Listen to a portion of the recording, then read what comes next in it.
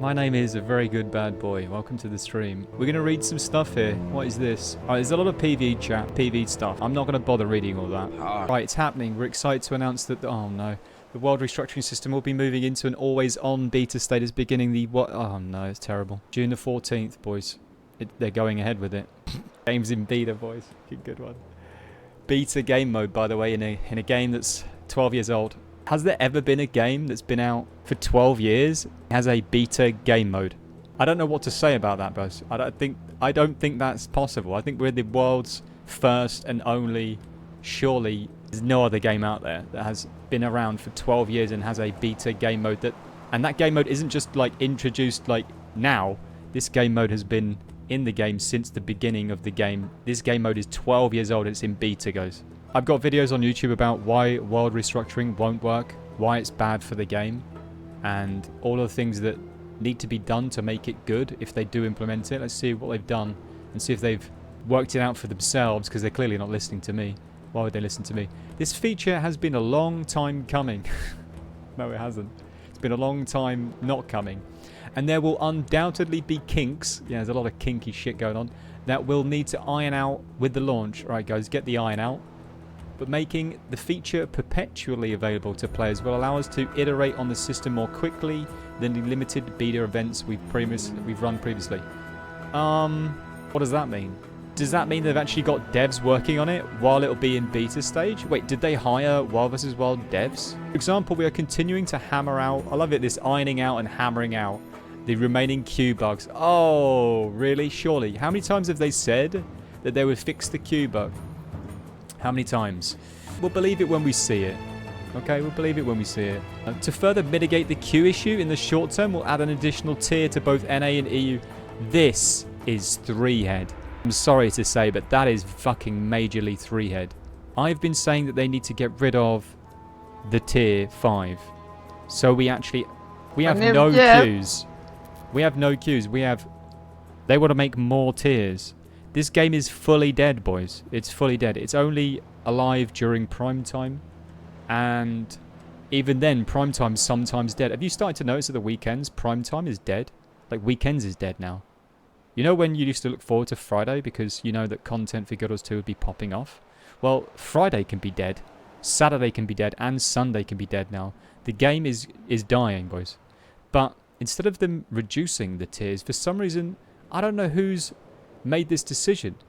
I hope that they don't get involved in any more decision making in the future, but that is crazy. Adding an extra tier? What do they okay, they must be adding some crazy rewards, guys. There has to be some insane rewards. There has to be a leaderboard. There's got to be a tournament. There's got to be like legendary accessories. There has to be like flying mounts or something coming. There's got to be like PvE wild bosses coming into Wild vs. Wild. There's got to be some like convergences coming into Wild vs. Wild. There has to be some new skins. There's got to be some like, I don't know, bikinis or something, or some schoolgirl outfits or some furry suits coming into the gems. There's got to be some sort of battle pass coming to Wild vs. Wild. There's got to be some hype coming, guys. There's got to be an expansion pack with new classes. There's got to be a ritualist added. Maybe a paragon. Maybe underwater combat, copium. Maybe there's some, maybe some new mount system, new siege. There's got to be some hype around this decision making, guys, because not only is it world restructuring, but it's also another tier. Let's find out what they're adding. Which will reduce the queue length for maps during prime time. Well, there is queues during prime time. That is true. But you're adding a tier, and that tier will be available off prime time as well. So basically, it's not really going to do great things outside of prime time, is it? So if you're a gamer that only plays prime time, rejoice. But if you're a gamer and you play off prime time, which is a lot of people because there's not much prime anymore, this game is Amazon Prime. No, it's not even Amazon Prime anymore. It's beta, guys. Amazon beta. As a note, the end of the final relinking period will be extended from May the 31st to June the 14th. Okay, so the relinking is we're getting rid of that now, boys. That's only going to happen up until June the 14th, right? And then June 14th, boom, world restructuring is launched, okay? So this is it. No more getting linked with Vizuna. People can think this is a good thing for the game. Some people might think this is a good thing for the game because now you can really you can really have massive control over who is on your team. No longer you need to worry about your teammates, guys, because you can control it. Now you can recruit people that you want to play with. Could be very, very good for some people, but this obviously could be very bad for the people that are recruiting casually or not able to recruit. You're going to get rolled by better groups unless they do something around the scoring system and the matchmaking system.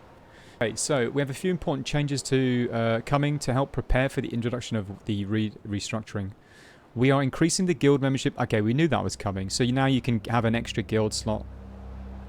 So you guys can join your, a role-playing guild or a GVG guild, guys, because GVG is alive. Or you can join an Omega Alliance. Omega Alliance, boys. A Ranger Alliance. A Com-Focusing Alliance. A PPT Alliance. A Doctors and Nurses Role-Playing Alliance. You can now join that guild, that pedophile guild, guys. That I've been hearing about on YouTube. Dude, I've been joking about this for a couple of days.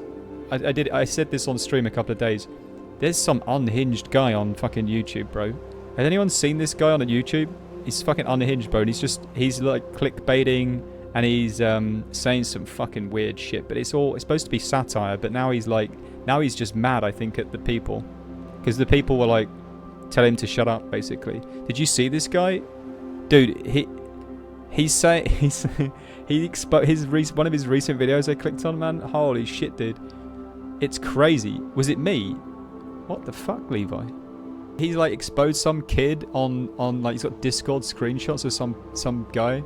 He's like 27 years old and he's like talking to a girl on Discord and she's 16 or something.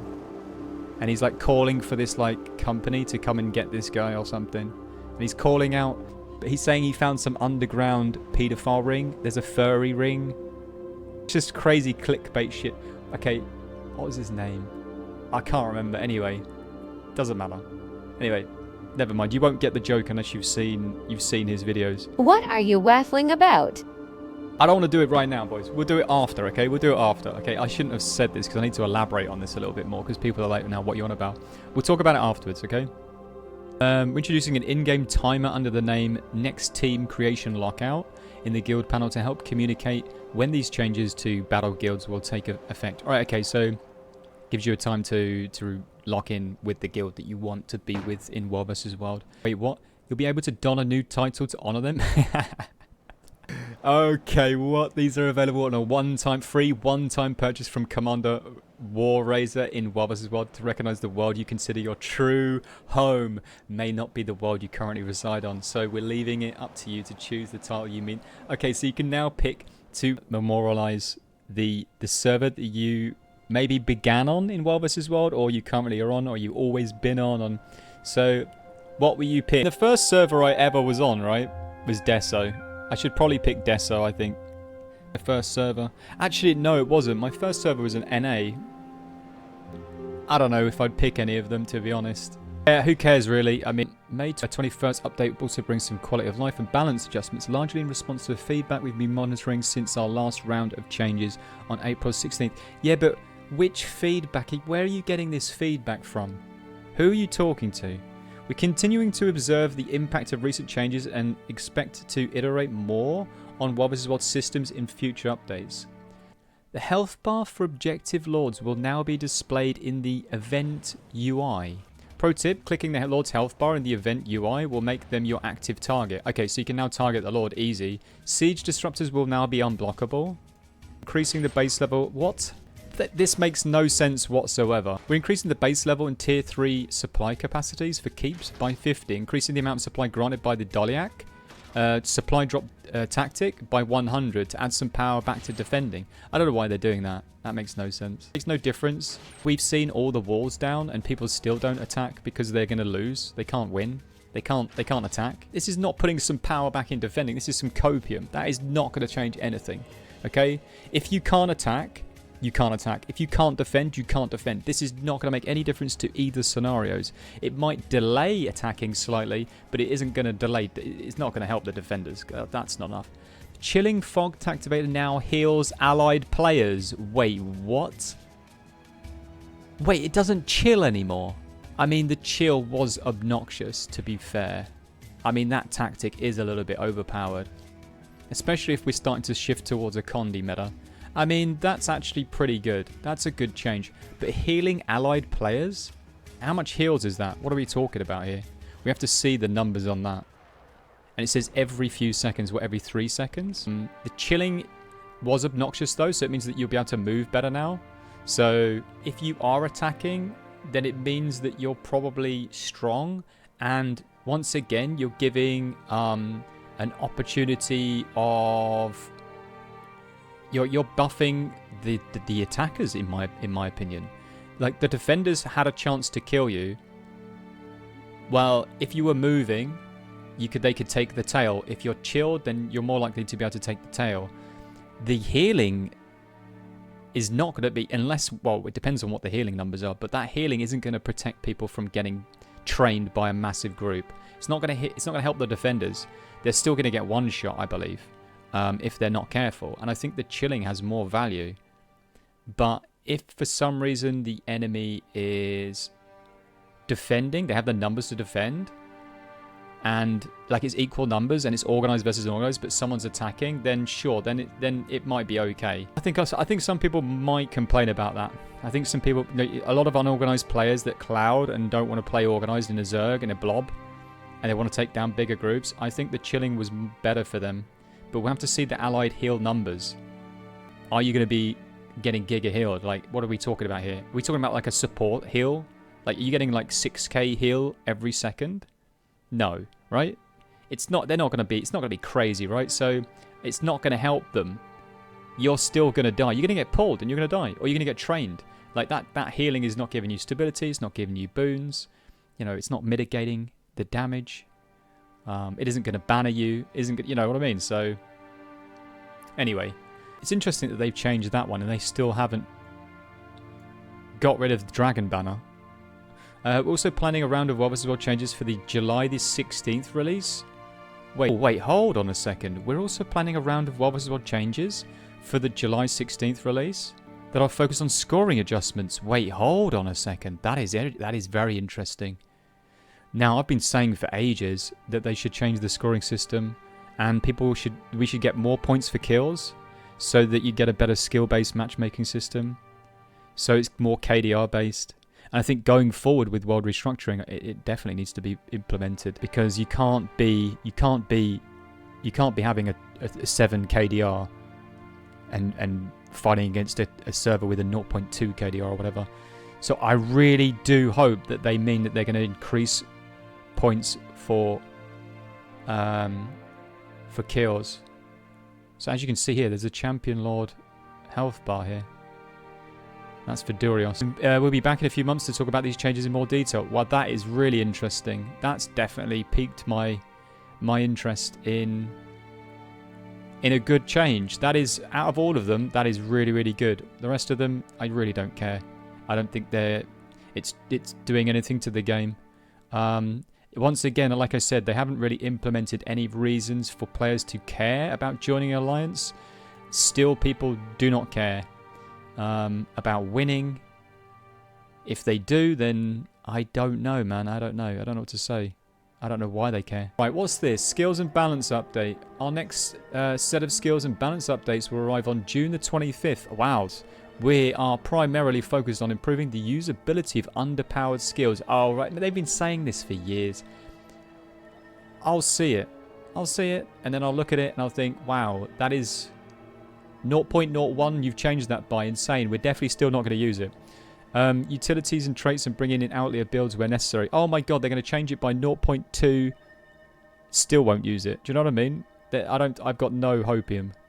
No copium on them doing anything, but we'll see. Yeah. Well, I did not expect this. I mean, I did expect it soon.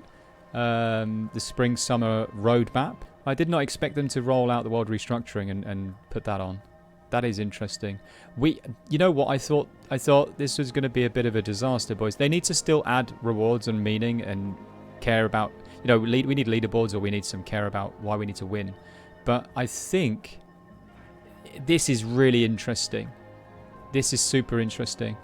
Scoring adjustments. If they put this into the hands of servers that are skilled, that could be good. This could be good. And people are going to say, oh, they're going to, I know people are going to not like it. It's not fair. I want to win. I want to be able to cap your tower when you're asleep. My name's Billy. My name's Jeff, and I'm on Desolation, and I want to be number 1, and I want to win the game by no. I don't want a PvP. I want to log in when you're at work and you're asleep and play the game when you're in bed. And I want to win the game because I've got nothing else to do with my life. Those people are going to be upset, right? If it happens that we get more points for kills, because they will never win because they're bad. But it's okay. It's fine. They can surely just bandwagon to the best alliance. They can join the Jugs Alliance. Is the standout point out of all of the text we've got, or out of all the hundreds, if not thousands of words. I don't know how many words are on this fucking thing. But that is the most important part of this entire spring-summer roadmap. That right there. Focus on scoring adjustments.